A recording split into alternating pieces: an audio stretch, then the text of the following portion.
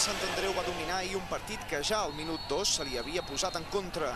L'àrbitre Jaime Latre va xiular un penal de Rueda sobre Meca que Pugui es va encarregar de transformar en el 0-1. A partir d'aquí, tota la primera part va ser un constant d'ocasions per als de Nacho González, però cap va acabar en gol gràcies a la gran actuació de Barragán. Per mi és el millor porter de la categoria, amb tots els respectes dels demés, i avui ha demostrat que en la meva opinió, que tinc raó. A la segona part, el Sant Andreu va seguir topant amb un Barragán que ho refusava tot. L'atac constant dels quadribarrats també es va traduir en dues jugades polèmiques. Els locals van reclamar una agressió de Roberto Carlos a l'Uso en aquesta jugada i al minut 80 van demanar que el refús de Jorge Rojas sota els pals s'havia fet amb el braç.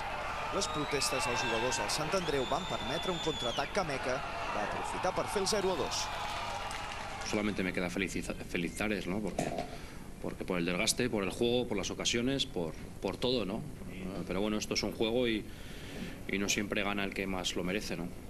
Ja a l'últim minut, Lanzarote, amb un xut de falta directa, va aconseguir el gol que havien estat buscant els de Sant Andreu durant tot el partit.